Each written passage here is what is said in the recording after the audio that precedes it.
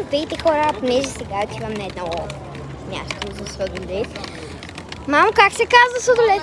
Мона Лиза, много е яко, сега ще ви го покажа. И ще рейтнем сладоледа. Ето го, самото място, чакайте.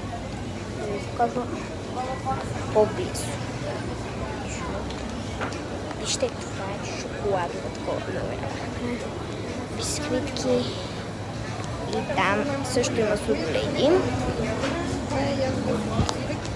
Вижте, тук е Мона Лизата. Много яко направено. Тук са клетчите, които са направени от плодове. Но аз ще си взема на... не на клетчка. Аз ще си взема шоколад. Вижте колко е яко само. Да видим дали има. Аз ще си взема ето този шоколад. Има много различни видове сладоледи.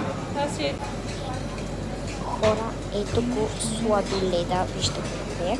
И ето там може да си избера дали каква искам да ми фуника. Я кажи на Рая да дойде ти, имажи какъв сладолед ще иска. Обикновено с кокос. Тази на мама е с червено кадифе. Тя си взе чизкейк, аз си взех... Мамо, бе! Мамо! И да, хора, ако ви е харесало това място, може да го посетите. Намира се на Витушка и се казва Мона Лиза. Ако ви е харесало това видео, може да ми лайкнете видеото.